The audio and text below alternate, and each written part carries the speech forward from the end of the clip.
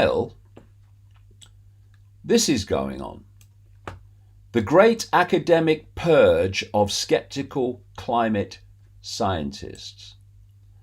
And this article describes what's happened to someone I've quoted in my books over the years, Professor Judy Curry. And well, let me read the story and then we'll talk about it. A climate advocacy group called Skeptical Science hosts a list of academics that it has labeled climate misinformers. I'll tell you something about skeptical science in a second, which is not in this article, but it's extremely relevant. The list includes 17 academics and is intended as a blacklist. We know of this intent because one of the principals of skeptical science, a blogger called Dana Nusitelli, said so last Friday, writing of one academic on their list, quote, "If you look at the statements we catalogued and debunked on her, it should make her unhireable in academia." So this Skeptical Science is an organization that is dedicated to destroying the careers of climate scientists who don't parrot the official narrative. So the story goes on. That so-called unhireable academic is Professor Judy Curry, formerly chair of the School of Earth and Atmospheric Sciences at Georgia Tech, and a fellow of both the American Geophysical Union and American Meteorological Society. By any conventional academic metric, Curry has compiled an impressive record over many decades. The idea that she would be unhireable would appear laughable. Not today. And he goes on, but there is nothing funny about skeptical science. Today, Curry should be a senior statesperson in the atmospheric sciences community. Instead, she is out of academia. She attributes that, at least in part, to being placed on the skeptical science blacklist and its use as expressed by Nusitelli to make her unhireable. The writer says, I asked Professor Curry about the situation. She explained in 2012, this is a quote, "I was informed by my dean that the administration wanted me to step down as chair.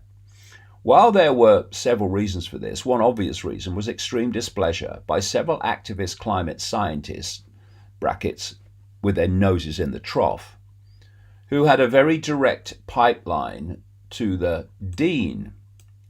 So Curry stepped down and started looking for administrative positions at other universities.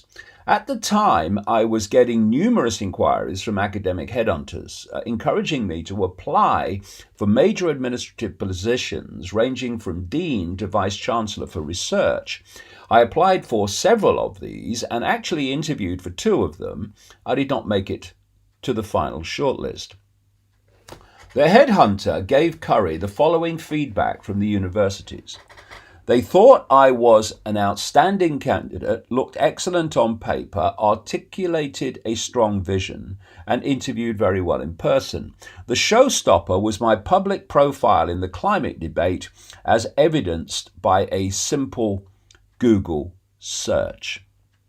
So the writer says, indeed, my own Google search of Judy Curry, confirmed by others on my Twitter timeline, the Skeptical Science blacklist page for her appears on the first page of Google results.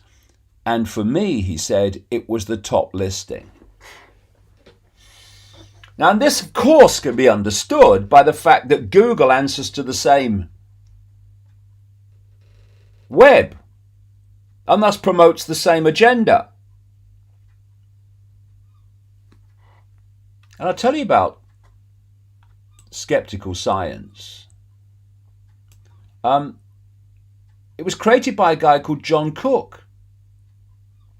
John Cook is overwhelmingly the source constantly quoted of 97% of climate scientists say humans are the main cause of climate change. Parroted all the time.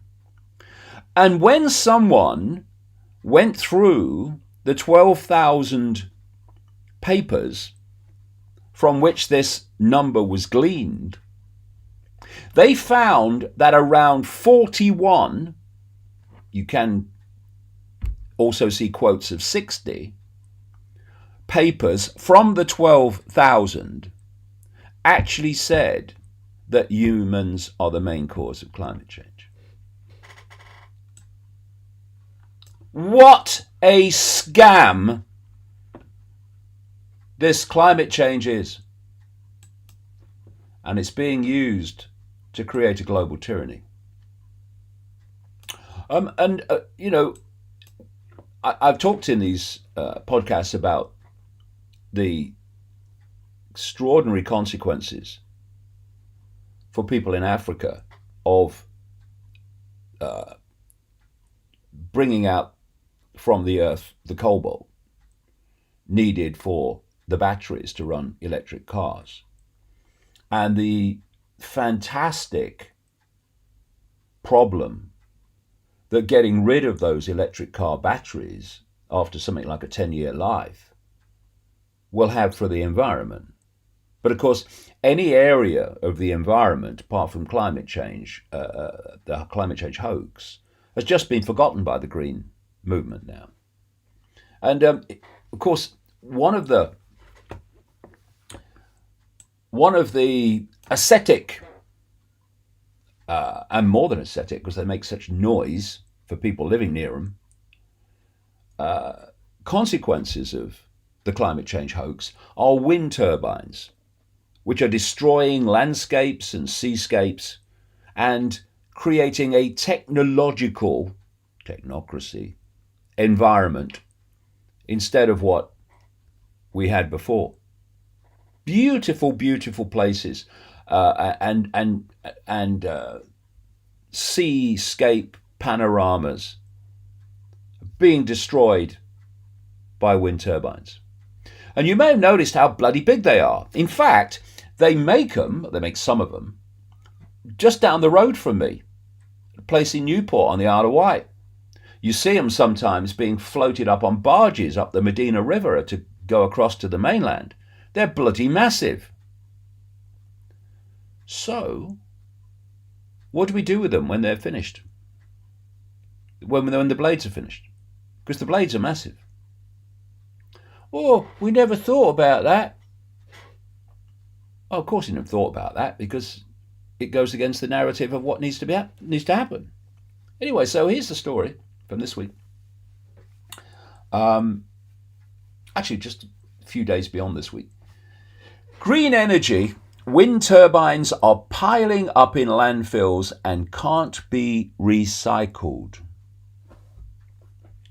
Green energy is just one giant grift operation, says this story.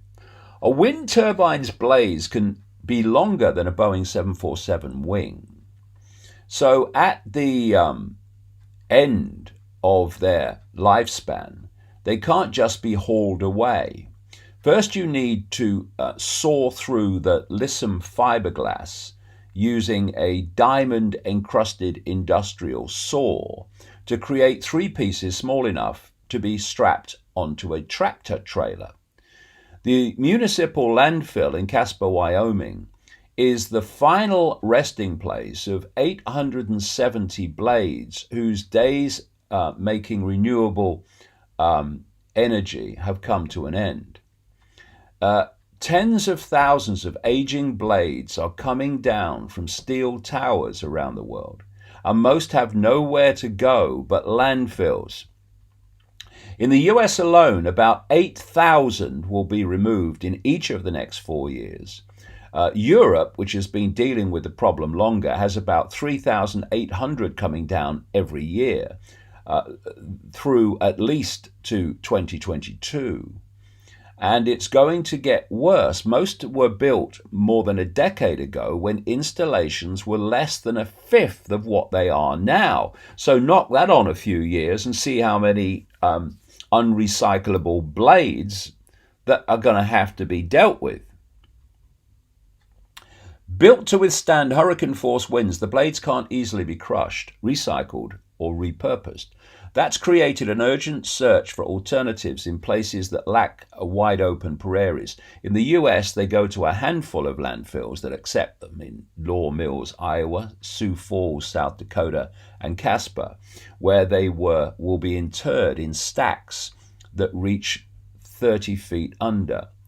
The wind turbine blade will be there ultimately forever, said Bob Capadona, Chief Operating Officer for the North American unit of Paris-based company, which is searching for better ways to deal with the massive waste.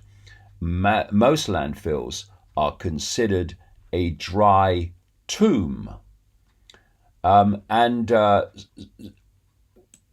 damage, the real damage to the environment that's being done by responding to the hoax of environmental damage caused by human-caused climate change is extraordinary. I mentioned, was it last week, the week before, about how the green thing was, oh yes, we must go to diesel cars. And people bought diesel cars thinking I'm doing the right thing, and then they realized diesel cars were killing people who breathed in the fumes from the exhaust with the particulates in them. And then they started discouraging people to buy diesel cars.